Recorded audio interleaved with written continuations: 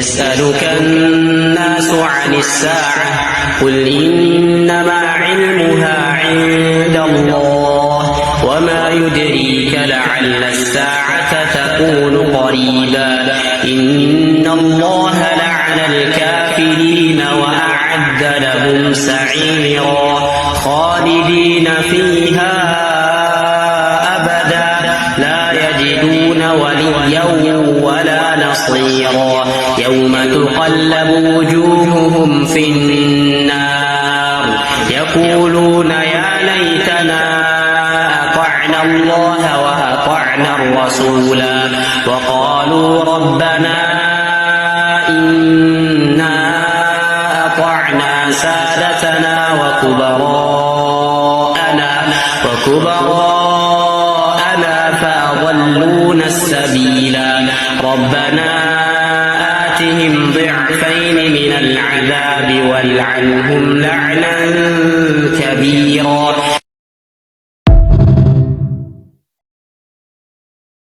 Bismillahirrahmanirrahim. Alhamdulillahi rabbil alamin. Asyhadu an la ilaha illallah wahdahu la syarikalah wa asyhadu anna Muhammadan abduhu wa rasuluh. Allahumma salli ala Muhammad wa ala alihi wa ashabihi ajmain. Amma ba'd. Ya bunaya, ya ahli yang insyaallah dirahmati oleh Allah, mari kita lanjutkan pembacaan buku Diktat Akidah yang kemarin sudah kita baca sebelumnya, bahwasanya al-Islam itu dibagi menjadi 3 ya, yaitu akidah, syariat, dan akhlak ya. Ketiga-tiganya itu dalam posisi satu kesatuan yang enggak bisa terpisah-pisahkan. Jadi orang itu harus, kalau sudah masuk ke dalam al-Islam, menjadi seorang muslim, maka harus dipelajari, yaitu akidahnya, dipelajari syariatnya ya, dan juga dipelajari tentang akhlaknya ya. Jadi ketiga-tiganya itu harus menjadi satu pada seorang muslim yang mereka itu menjalani al-Islam ya. Nah, sekarang mari kita lanjutkan, ini mengulang sedikit, yaitu Allah itu satu-satunya yang berhak diibadahi ya. Jadi Allah itu apa? Satu-satunya yang berhak diibadahi. Orang-orang musyrik Quraisy memusuhi Nabi Muhammad sallallahu alaihi wasallam itu percaya bahwa Allah itu ada dan Allah itu satu. Nih, jadi orang-orang Quraisy itu yang memusuhi Nabi Muhammad sallallahu alaihi wasallam itu aja dia percaya kepada Allah ya, percaya bahwa Allah itu ada dan Allah itu satu, dia percaya. Itu zamannya masanya Nabi Muhammad sallallahu alaihi wasallam ya. Tetapi bersamaan dengan itu mereka itu menyembah dan mengagungkan berhala-berhala. Jadi orang-orang kafir Quraisy, yaitu orang-orang musyrik Quraisy ya, mereka itu percaya bahwasanya Allah itu satu ya, bahwasanya Allah itu ada, dan dia percaya bahwasanya Allah itu satu. Tetapi mereka orang-orang musyrik itu apa? Menyembah, mengagungkan berhala-berhala mereka. Dan perbuatan mereka itu perbuatan syirik, menyekutukan Allah. Ya, mempersekutukan Allah Subhanahu wa ta'ala. Yaitu kemarin sudah kita bacakan bahwasanya Allah itu berkalam di dalam surat Az-Zariyat ayat 56. A'udzubillahi minasyaitonirrajim. Wa ma khalaqtul jinna wal insa illa liya'budun. Ya, dan tidaklah aku ciptakan jin dan manusia kecuali untuk beribadah. Ya, untuk beribadah untuk mengabdi kepadaku. Jadi Allah itu menciptakan jin dan menciptakan manusia. Kita itu jenisnya manusia. Ya, jadi Allah menciptakan jin dan manusia itu apa? Hanya untuk mengabdi kepadanya, mengabdi kepada Allah. Ya. Dan ayat ini menegaskan bahwa diciptakannya jin dan manusia adalah untuk mengabdi kepada Allah, untuk beribadah hanya kepada Allah saja. Ya. Jadi tugasnya manusia di dunia, manusia dan jin diciptakan oleh Allah di dunia itu apa? Yang pertama hanya untuk mengabdi kepada Allah, untuk beribadah kepada Allah, untuk mengikuti aturan yang ditentukan Allah dan bukan untuk yang lainnya. Ini. Jadi ini sampean urip nang donya ini loh. Ini sampean harus perhatikan, harus sampean yakini ya bahwasanya Allah menciptakan kita dan menciptakan jin itu hanya untuk mengabdi kepada Allah, hanya untuk beribadah kepada Allah dan mengikuti aturan yang ditentukan Allah. Aturannya Allah apa? Di dalam Al-Qur'an. Ya. Jadi ini tanamkan betul pada diri kita. Kita hidup itu hanya untuk beribadah kepada Allah saja dan mengikuti aturannya Allah. Aturannya Allah apa? Ya yang ada di dalam Al-Qur'an, bukan mengikuti aturan yang lainnya. Artinya bukan untuk mengabdi kepada selain Allah dan bukan untuk tugas lainnya di luar pengabdian kepada Allah. Jadi artinya atau maksudnya tadi ya bahwasanya kita di dunia ini, hidup di dunia ini bukan untuk mengabdi kepada selain Allah, bukan beribadah kepada selain Allah. Namanya ini namanya keyakinan. Ya, namanya iman itu ini. Ya. Dan bukan untuk tugas lainnya, yaitu di luar pengabdian kepada Allah. Maka segala perintahnya Allah serta tuntunan Rasulullah Sallallahu Alaihi Wasallam itu pada pokoknya merupakan petunjuk, yaitu pelaksanaan untuk mengabdi atau beribadah.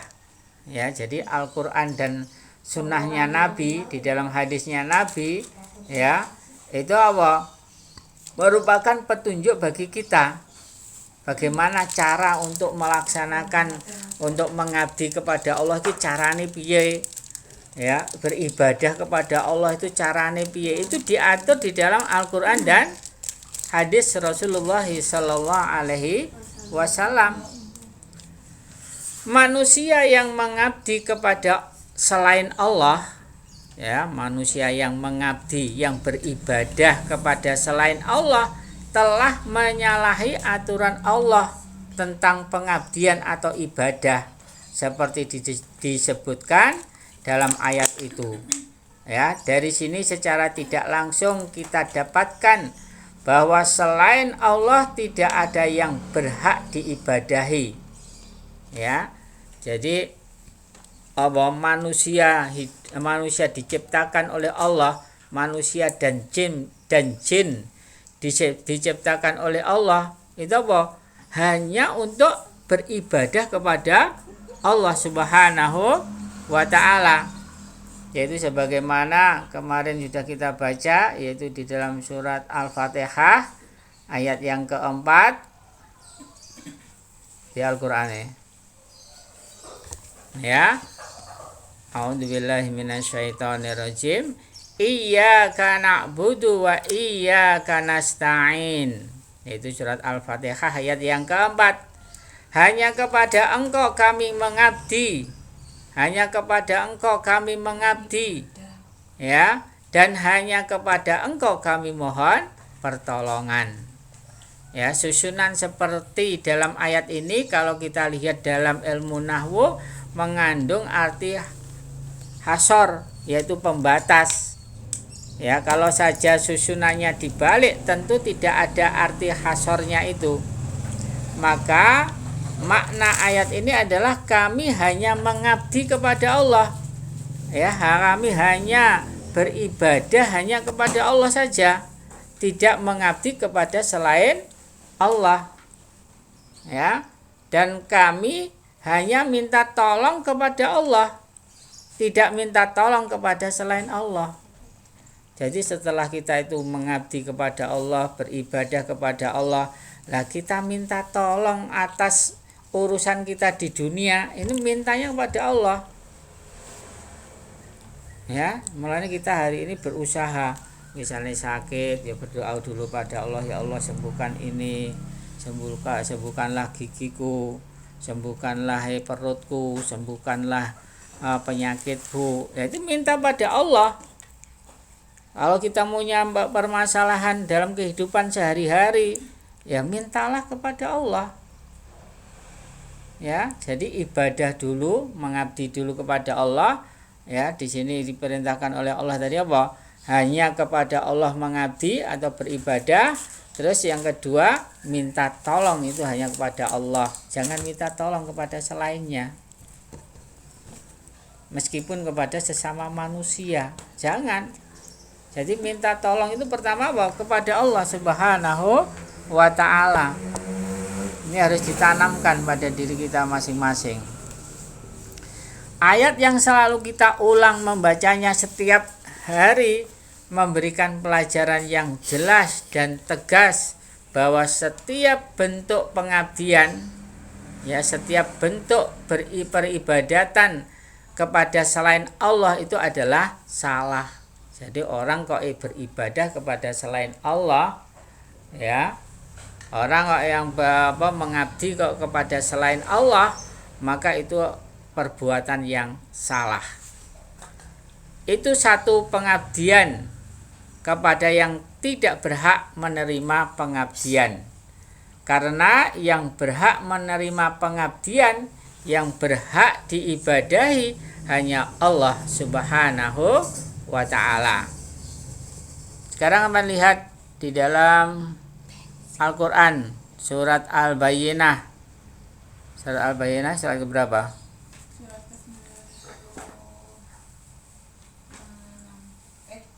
Ayat yang kelima. Wa ma umiru. Ayo sing wis temu sampean baca. A'udzu billahi minasyaitonir rajim.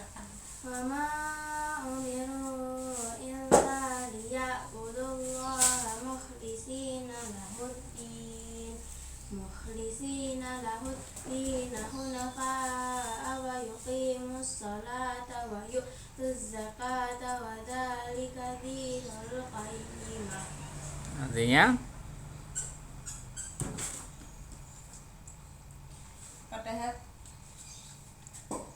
Padahal mereka tidak diperintah kecuali agar menyembah Allah dengan memurnikan ketaatan kepadanya dalam menjalankan agama yang lurus, dan agar mereka mendirikan salat dan menunaikan zakat, dan yang demikian itulah agama yang lurus. ya, ini abang dengarkan ayatnya, ya, perhatikan. Ini tentang akidah, tentang keyakinan, ya, keyakinan kita kepada Allah, keimanan kita kepada Allah. Pada ayat ini Allah menerangkan, dan tidaklah mereka itu diperintah melainkan supaya mengabdi kepada Allah. Ya.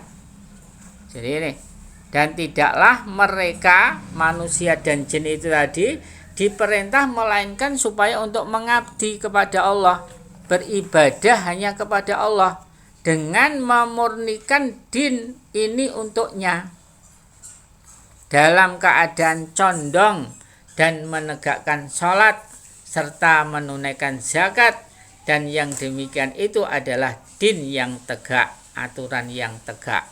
Quran surat Al-Bayyinah surat yang ke-98 ayat yang kelima. Ya.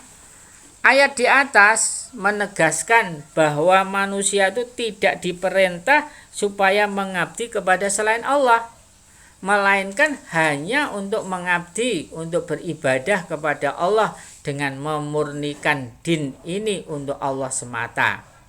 Ya, din itu adalah aturan hidup, aturannya Allah. Ya. Kalau begitu, menurut aturan Allah ini tidak ada yang diperbolehkan mengabdikan diri kepada selain Allah, dan tidak ada yang berhak untuk menerima pengabdian selain Allah. Jadilah Allah itu satu-satunya yang berhak diibadahi. Nah, ini. Ya, ini pengertian ini biasanya disebut dengan tauhid uluhiyah. Ya, jadi tauhid uluhiyah itu apa? Menjadikan Allah itu satu-satunya yang berhak diibadahi. Satu-satunya yang berhak Allah itu satu-satunya yang berhak diibadahi atau yang diabdi. Itu hanya Allah aja. Ya, jadi yang diibadah itu hanya Allah. Itu yang dinamakan tauhid uluhiyah. Mulai kalau orang itu menyembah kepada selain Allah, berarti dia itu sudah keluar dari tauhid uluhiyah. Ya, jadi ibadah mengabdi, ya, itu hanya Allah saja, satu-satunya yang diibadahi. Atau kalau di Jawa orang mengatakan yang disembah itu hanya Allah saja. Ya.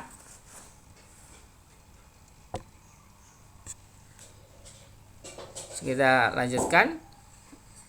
Allah itu satu-satunya, Allah satu-satunya yang berhak ditaati, sedang ketaatan kepada selainnya, selain Allah, tergantung kepadanya, kepada Allah. Ya, jadi Allah itu satu-satunya yang berhak ditaati, sedang ketaatan kepada selainnya, selain Allah itu tergantung kepadanya, tergantung kepada Allah. Allah memerintahkan kepada manusia agar taat kepadanya, yaitu kepada Allah, termasuk untuk mengabdi, beribadah itu hanya kepada Allah Subhanahu wa ta'ala. Sebagaimana balasannya, Allah akan memasukkannya ke dalam jannah sebagaimana kalam Allah, yaitu di dalam surat An-Nisa, surat yang keempat ayat 13. Sampeyan baca, yaitu tilka hududullah. Ayat 13.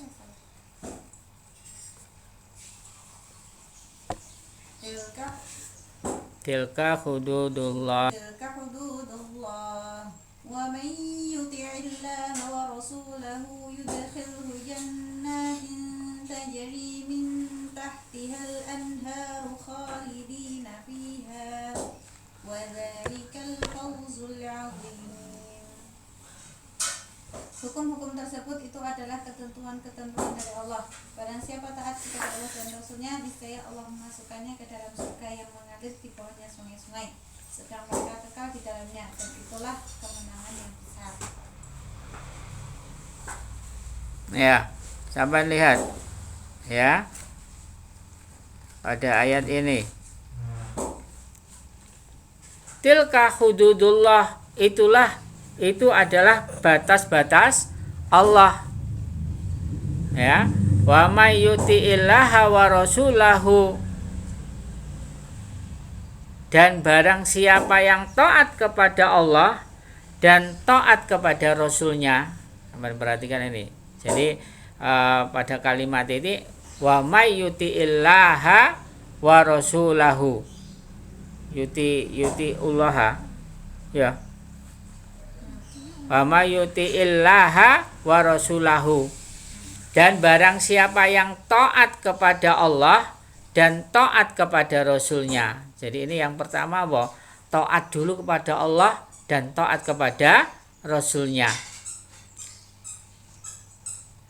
Yudkhilhu jannatin tajri min tahtihal anharu khalidina fiha. Yaitu Allah akan memasukkannya ke dalam kebun-kebun atau jannah yang mengalir padanya beberapa sungai. dalam keadaan khalidina fiha, ya, dalam keadaan kekal di dalamnya. Dan itu merupakan wadzalikal fauzul azim, ya, dan itu merupakan satu kebahagiaan yang besar. Ini, ya. Jadi orang-orang yang mereka itu hanya dua aja, taat pada Allah dan taat pada Rasulnya, maka mereka akan mendapatkan jannah dan mereka akan mendapatkan kebahagiaan di dalamnya. Ini bagi orang-orang yang mereka taat pada Allah dan Rasulnya. Sebaliknya, bagi mereka yang mendurhakai Allah dan Rasulnya, yang tidak mau taat kepada Allah dan Rasulnya, nih sampai lihat, yaitu masih surat An-Nisa, surat yang keempat, ayat yang ke-14. Jangan baca. A'udzu billahi minasyaitonir rajim. Wa man ya'sillaha wa rasulahu wa yata'adda hududahu yudkhilhu naran khalidan fiha walahu adzabun muhin. Artinya, dan barang siapa mendurhakai Allah dan Rasulnya dan melanggar batas-batas hukumnya, niscaya Allah masukkannya ke dalam api neraka. Dia kekal di dalamnya dan dia akan mendapat azab yang menghinakan. ya, jadi ini perbedaan dengan ayat yang sebelumnya tadi. Yang tadi surat apa? Surat An-Nisa juga ayat yang ke-13, terus 13, terus dilanjutkan ayat yang ke-14. Ya, kalau yang pertama tadi orang yang mereka itu taat pada Allah dan taat kepada Rasulnya, mereka akan mendapatkan jannah. Nah, sekarang orang-orang yang mendurhakai Allah dan Rasulnya, yaitu pada ayat yang ke-14-nya, wa may ya'sillaha wa rasulahu, dan barang siapa yang bermaksiat atau mendurhakai, ya, orang yang mendurhakai Allah dan mendurhakai Rasulnya, ya, serta melewati batas-batasnya, dia akan memasukkan orang-orang yang tidak mau taat kepada Allah dan Rasulnya, ya, tidak mau taat tadi, yaitu masuk ke dalam neraka dalam keadaan kekal padanya, dan baginya itu ada siksaan yang menghinakan. Nah, jadi ini sampai bisa melihat dua ayat ini, ya, yang satu itu taat pada Allah dan Rasulnya, dia mendapatkan jannah, dan yang kedua orang yang mereka itu tidak mau taat kepada Allah dan Rasulnya, maka mereka akan masuk ke dalam neraka dan mereka akan mendapatkan siksaan yang menghinakan. Ya, tinggal memilih. Manusia itu diperintahkan oleh Allah, diciptakan oleh Allah untuk beribadah. Lah, akhirnya manusia nanti ada dua orang itu. Ada yang mau beribadah kepada Allah, ada orang yang mereka tidak mau beribadah kepada Allah. Pada pokoknya dua ayat itu menunjukkan bahwa orang yang taat akan dimasukkan ke dalam jannah. Sebaliknya, orang yang mereka itu durhaka, orang yang mereka itu tidak mau taat kepada Allah dan Rasulnya, akan dimasukkan ke neraka. Semua dalam keadaan kekal. Ya, jadi manusia itu apa? Tinggal memilih, disuruh memilih oleh Allah. Ini apa? Ini neraka, ini jannah. Ini taat pada Allah, ini taat pada selain Allah atau mendurhakai Allah. Ya, semuanya ada balasannya masing-masing. Secara tidak langsung, dua ayat itu juga menunjukkan wajibnya manusia itu taat kepada Allah dan kepada Rasul-Nya, serta haram bagi manusia itu mendurhakai Allah dan mendurhakai Rasul. Ya, jadi dua ayat tadi ya menunjukkan wajibnya manusia itu taat kepada Allah dan taat kepada Rasul. Itu yang pada ayat yang keberapa? Yang ke-13-nya. Serta haram bagi manusia itu mendurhakai Allah dan mendurhakai Rasul. Ya. Ini mulai jauhilah dari apa? Perbuatan-perbuatan mendurhakai Allah dan Rasul-Nya. Di samping manusia disuruh taat kepada Allah dan taat kepada Rasul-Nya dengan izin Allah, manusia juga disuruh taat kepada ulil amri dari kalangan mereka. Ulil amri adalah mereka yang karena aturan Allah menjadi pemimpin atau pengurus untuk kepentingan muslimin. Ya, jadi ulil amri, ya, mereka itu yang karena aturan Allah menjadi pemimpin. Jadi mereka jadi pemimpin, menjadi ulil amri. Itu karena apa? Karena mereka mengikuti aturannya Allah. Ya, sehingga mereka menjadi pemimpin atau pengurus untuk kepentingan muslimin. Ya, jadi ulil amri itu apa? Mereka yang mengikuti aturan-aturannya Allah. Ya, mereka itu haruslah dari kalangan orang beriman. Jadi ulil amri itu apa? Dari kalangannya orang yang beriman. Kok hari ini pemimpinnya orang Islam kok bukan orang Islam? Ya nggak bisa. Ya berarti dia bukan ulil amri. Karena di sini dijelaskan ulil amri itu apa? Mereka itu menggunakan aturannya Allah, ya, sehingga mereka menjadi pemimpin atau pengurus untuk kepentingan muslimin, ya, dan mereka itu juga dari kalangan orang-orang yang beriman. Terus untuk kepentingan siapa? Ulil amri tadi dijadikan pemimpin tadi, ya, untuk kepentingan orang yang beriman juga. Dan tidak terkait dengan kekuasaan selain orang yang beriman. Ya, jadi ulil amri itu apa? Mengatur orang-orang yang beriman. Walaupun orang beriman disuruh taat kepada ulil amri dengan ketaatan yang sungguh-sungguh, tetapi ketaatan kepada mereka, kepada ulil amri ini tetap bersyarat. Ya. Kita ketahui di dalam ayat, sampai buka surat An-Nisa ayat yang ke-59. Ya ayyuhalladzina amanu itu. Ya, sampai baca. Ini tentang apa? Ketaatan kepada ulil amri. A'udzu billahi minasyaitonir rajim. Ya ayyuhalladzina amanu atii'ullaha wa atii'ur rasula wa ulil amri minkum fa in tanaza'tum fi syai'in farudduhu ila Allahi wa rasulih. Fa in tanaza'tum fi syai'in farudduhu ila Allahi wa rasuli in kuntum tu'minuna billahi wal yawmil akhir.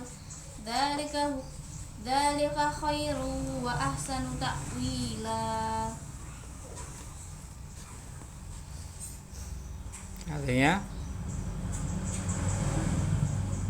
wahai orang-orang yang beriman, taatilah Allah dan taatilah Rasul Muhammad dan ulil amri, pemegang kekuasaan di antara kamu. Kemudian jika kamu berbeda pendapat tentang sesuatu, maka kembalikanlah kepada Allah dan Rasul. Jika kamu beriman kepada Allah dan hari kemudian, yang demikian itu lebih utama bagimu dan lebih baik akibatnya. ya, ini tentang apa? Nanti ketaatan kepada ulil amri. Jadi yang pertama kita ulangi lagi, yaitu wahai orang-orang yang beriman, ya ayyuhalladzina amanu, wahai orang-orang yang beriman, atiullah wa atiur rasul, kalian taatilah Allah dan kalian taatilah Rasul. Nah, jadi ini perintahnya untuk atiullah wa atiur rasul. Taatlah kalian kepada Allah dan taatlah kalian kepada Rasul. Wa ulil amri minkum, serta ulil amri, orang-orang yang memegang urusan, yaitu memegang urusan dari kalangan kalian. Lalu jika kalian berselisih, jadi kalau tadi kan dipimpin siapa? Ulil amri minkum, ya. Lalu jika kalian berselisih dalam suatu perkara, maka kalian kembalikanlah dia itu kepada Allah dan kepada Rasulnya.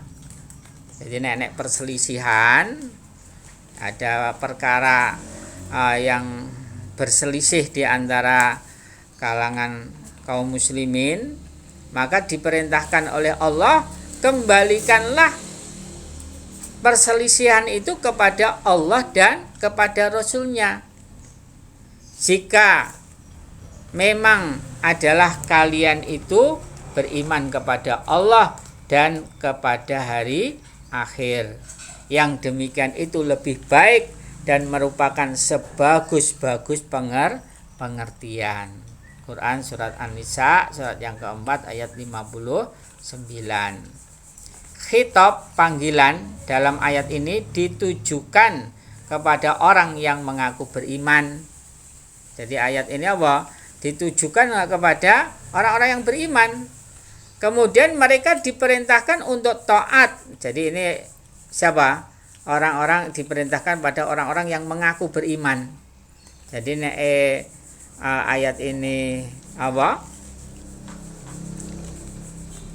Ditujukan kepada orang-orang yang beriman tadi, maka ini ada perintahnya Allah. Kemudian mereka diperintah untuk taat kepada Allah dan taat kepada Rasulnya dengan ketaatan yang mutlak. Jadi taat kepada Allah dan taat kepada Rasulnya itu adalah ketaatan yang mutlak. Artinya diperintah seperti apapun juga sama sekali tidak boleh menentang, tidak boleh menolak atau menghindar. Jadi nek sing merintahke Allah dan Rasulnya mutlak harus ditaati. Paham? Ya. Jadi ketaatan kepada Allah dan kepada Rasul itu mutlak. Ya. Jika Allah dan Rasulnya itu memerintahkan, maka tidak boleh kita itu menentang, tidak boleh kita menolak, tidak boleh kita menghindar.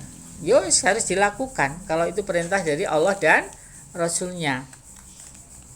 Yang kedua, mereka disuruh, diperintah oleh Allah untuk taat kepada ulil amri, kepada orang yang mengurusi perkara kaum muslimin. Tetapi ketaatan kepada ulil amri ini sifatnya terbatas, tidak mutlak, yaitu terikat dengan syarat. Ada beberapa tanda bahwa ketaatan kepada ulil amri ini tidak sama dengan ketaatan kepada Allah dan Rasulnya. Jadi taat kepada pemimpin, ya, kepada ulil amri ini ada syarat-syaratnya, ya. Di sini diterangkan syarat-syaratnya. 1. Lafal perintah taat kepada Allah dan Rasulnya tegas memakai fi'il amr, kata perintah, atiu. Sedang perintah taat kepada ulil amri itu hanya dengan atof, yaitu penggandengan saja dengan huruf wawu. Walaupun dari segi isi maksudnya sama. Jadi ini perintah lafaz perintah taat kepada Allah dan Rasulnya, ya, itu dengan taat kepada ulil amri itu berbeda. Ya. Yang kedua, syaratnya dalam perintah taat kepada Allah dan Rasulnya tidak ada peluang untuk bisa berselisih atau menyalahi. Jadi kalau perintah taat kepada Allah dan Rasulnya itu tidak ada peluang untuk bisa berselisih atau menyalahi. Jadi ketaatan pada Allah dan Rasulnya ya mutlak. Ya, sedang dalam ketaatan kepada ulil amri dengan tegas tersebut adanya kemungkinan berbeda pendapat atau berselisih. Jadi kalau ketaatan kepada ulil amri itu ada kemungkinan perbedaan pendapat atau berselisih. Ya, itu syarat yang kedua. Syarat yang ketiga, perselisihan yang ada antara sesama mereka, sesama orang muslim atau orang-orang yang beriman, atau antara mereka dengan ulil amri harus dikembalikan kepada Allah dan kepada Rasulnya. Jadi misalnya ada perselisihan yang ada di antara sesama mereka atau antara mereka dengan ulil amri. Jadi nenek permasalahan sesama muslim, nenek masalah atau orang muslim dengan ulil amrinya, dengan pemimpinnya. Nah, perselisihan itu harus dikembalikan pada Allah dan Rasulnya.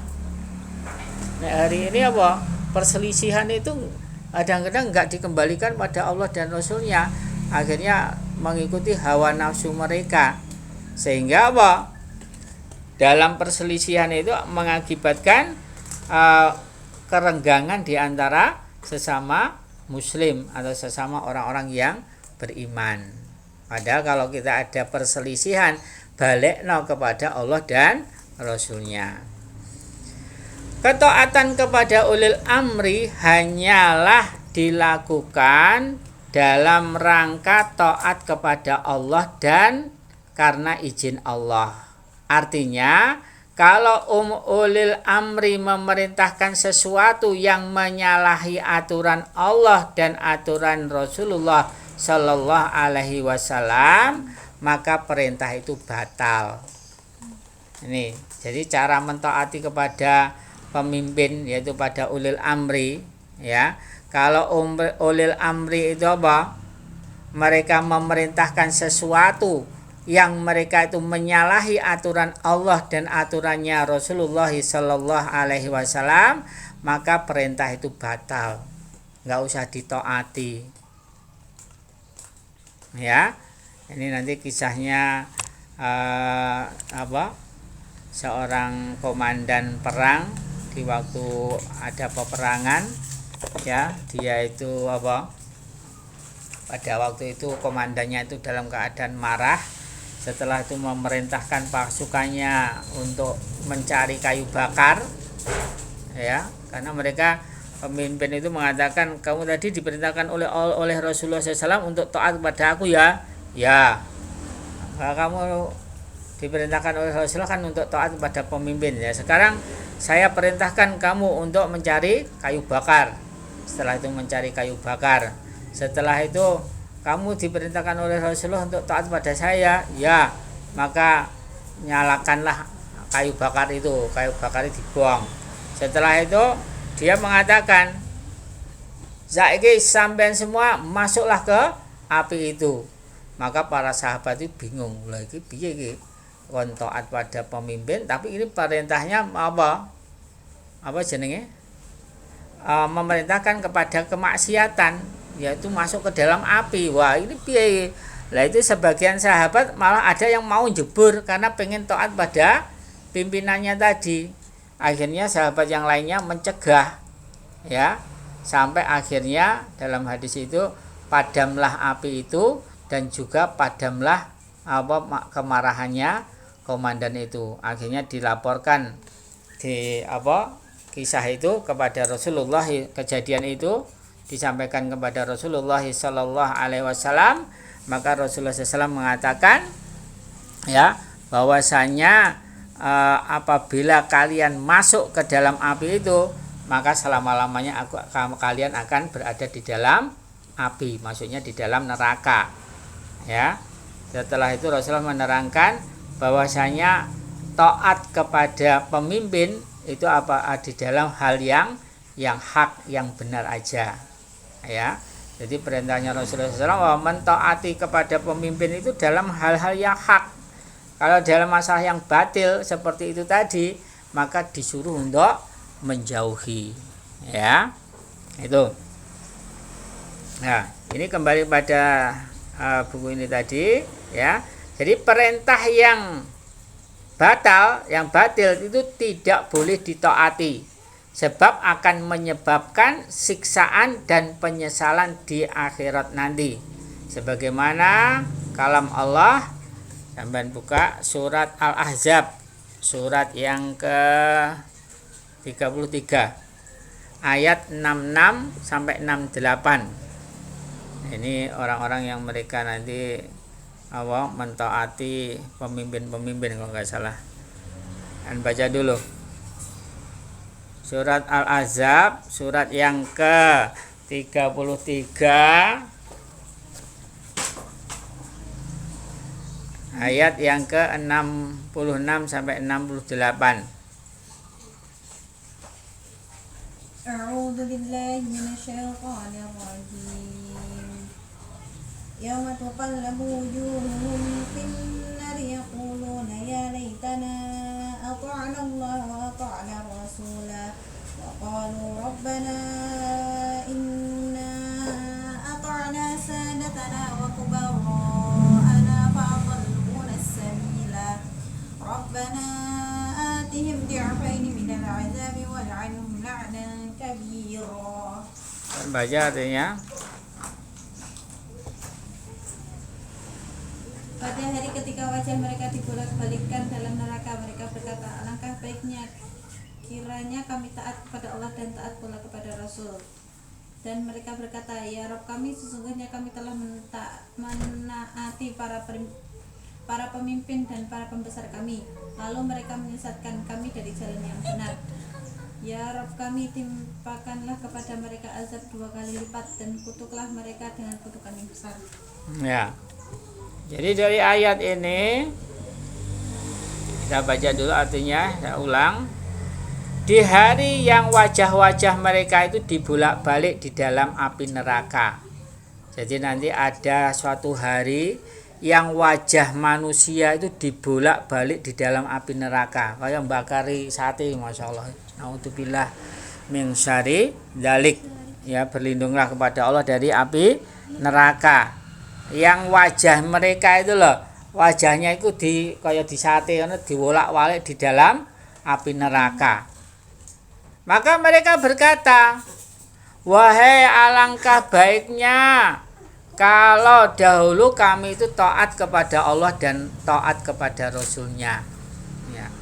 Jadi orang yang pertama kali masuk ke dalam neraka yang wajahnya dibolak-balik di dalam api neraka itu, ya, mereka berkata, ya, alangkah baiknya kalau dulu kami taat kepada Allah dan taat kepada Rasulnya. Ini tentang keimanan, tentang keyakinan atau akidah.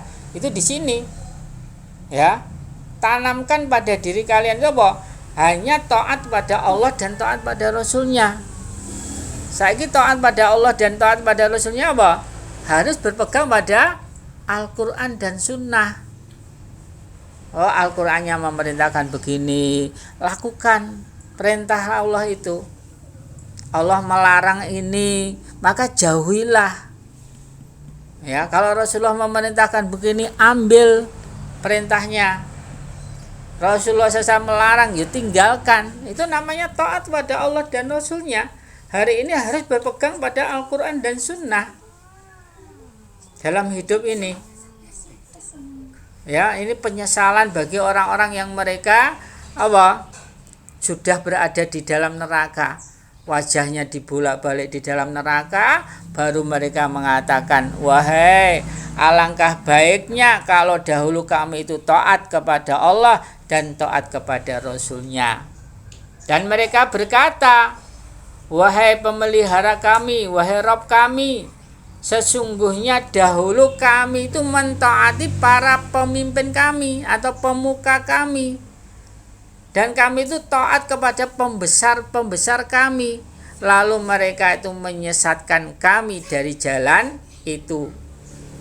Wahai pemelihara kami, berikanlah kepada mereka itu azab yang berlipat, dan laknatlah mereka itu dengan laknatan yang besar. Quran surat Al-Ahzab ayat yang ke-66 sampai 68. Ya. Ini penyesalan bagi para penghuni neraka yang dulu di dunia itu mentaati kepada pemimpin-pemimpin mereka, para pemuka-pemuka mereka atau pembesar-pembesar mereka. Ya, mulanya hari ini kita hidup di dunia ini berhati-hati.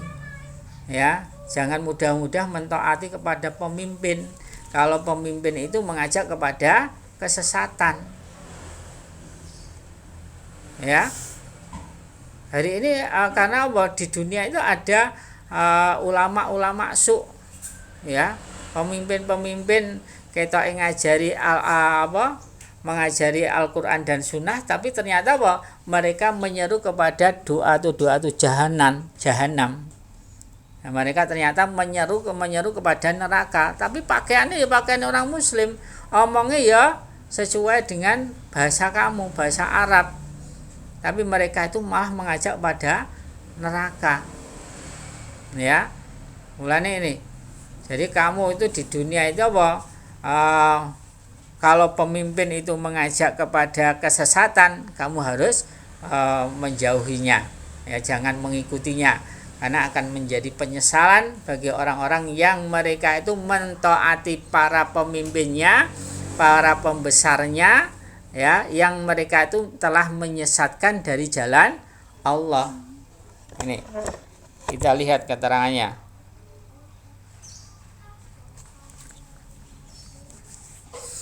Ayat-ayat ini menunjukkan betapa besar penyesalan orang yang waktu hidup di dunia tidak taat kepada Allah dan Rasul-Nya.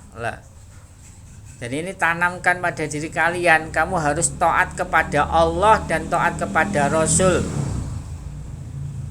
Ya, karena ayat ini menunjukkan betapa besar penyesalan orang-orang yang waktu hidup di dunia tidak taat kepada Allah dan tidak taat kepada Rasul-Nya.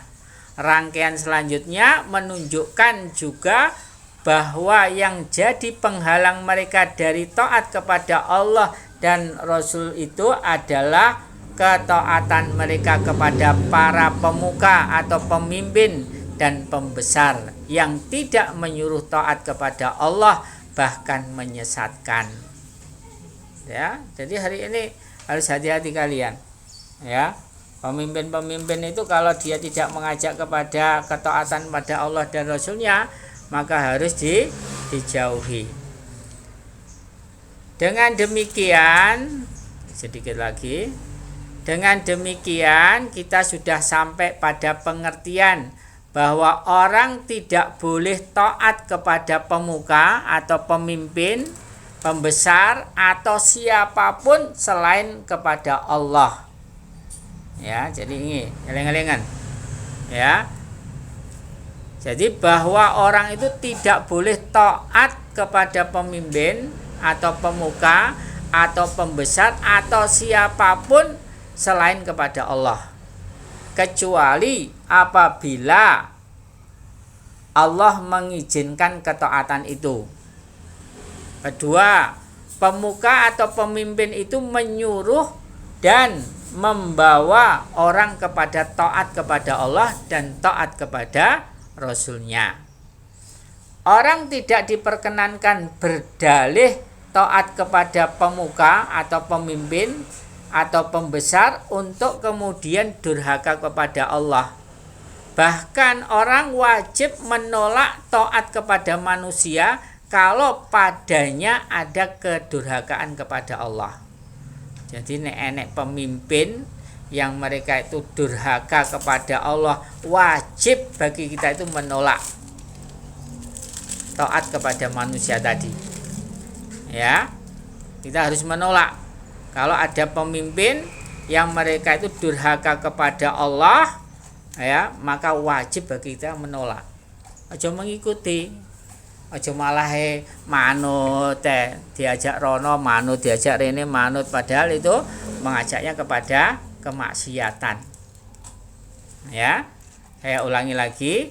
Jadi orang tidak diperkenankan berdalih taat kepada pemuka atau pemimpin atau pembesar untuk kemudian dia durhaka kepada Allah.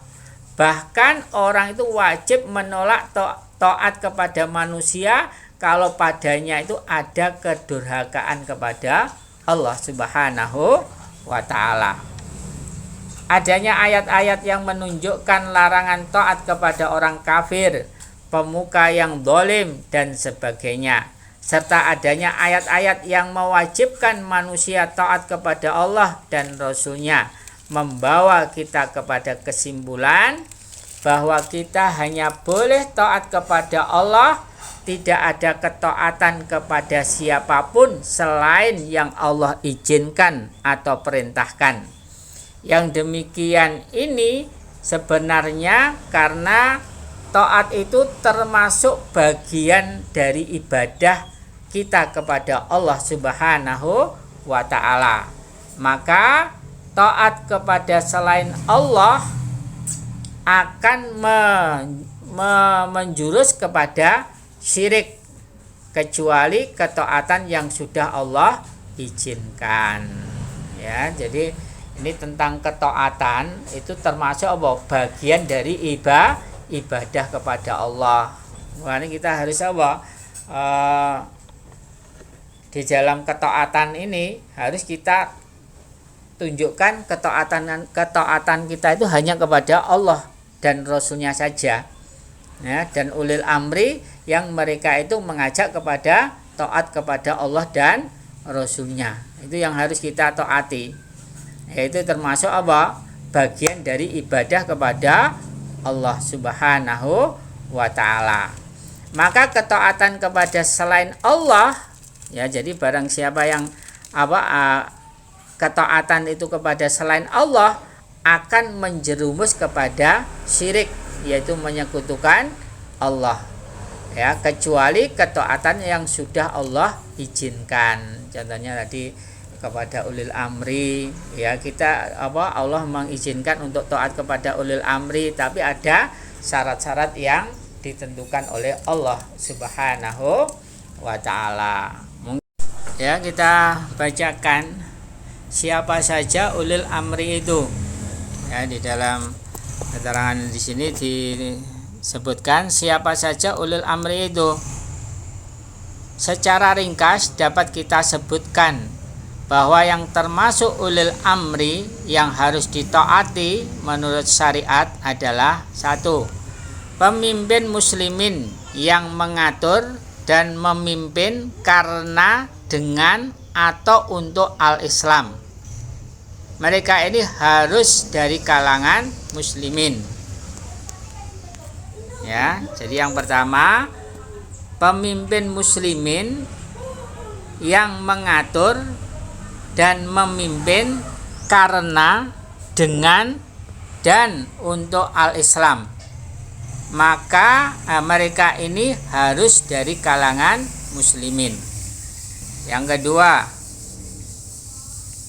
bapak sebatas dalam urusan rumah tangga dan keluarga. Jadi kalau bapak itu pemimpin ulil amri sebatas dalam urusan rumah tangga dan keluarga. Yang ketiga, guru itu sebatas dalam masalah pelajaran yaitu di sekolah.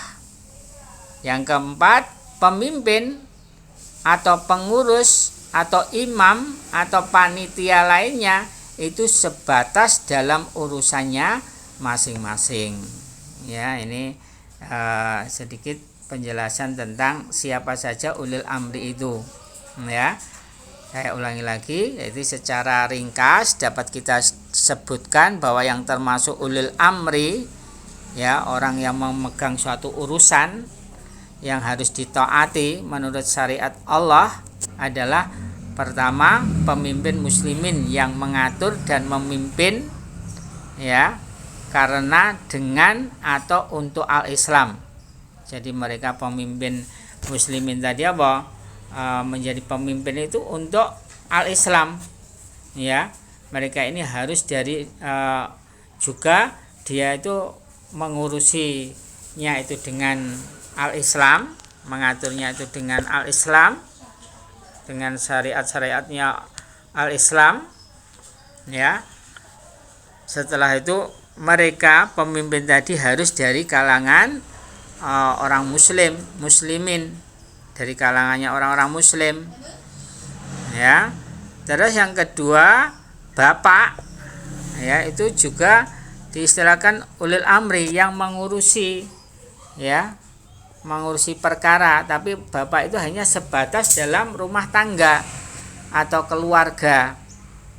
Kalau guru itu juga ulil amri, yang mengurusi mengurusinya guru itu hanya sebatas dalam masalah pelajaran, yaitu di sekolahannya saja. Yang keempat, pemimpin atau pengurus, imam atau panitia lainnya itu sebatas dalam urusannya masing-masing. Ya, pemimpin apa, pemimpin apa, ini ya, semuanya itu ada sebatas dalam urusannya masing-masing. Jadi ini sedikit penjelasan siapa saja ulil amri, ya, orang-orang yang mengurusi suatu urusan. Ya Bunaya, mungkin itu aja yang Abi sampaikan. Mungkin ini aja yang kita bacakan pada diktat akidah, ya, tentang masalah ketaatan. Jadi ini tentang ketaatan itu termasuk ibadah kepada Allah Subhanahu wa ta'ala. Kiranya itu aja yang kita bacakan pada pagi hari ini. Mudah-mudahan kita semuanya bisa melaksanakan perintah-perintahnya Allah. Mari kita semuanya menjadi hamba-hamba Allah yang hidup kita itu digunakan hanya untuk beribadah kepada Allah Subhanahu wa ta'ala. Mari kita tutup dengan doa kafaratul majlis dan hamdalah. Subhanakallahumma wa bihamdika asyhadu an la ilaha illa anta astaghfiruka wa atubu ilaik. Walhamdulillahi rabbil alamin.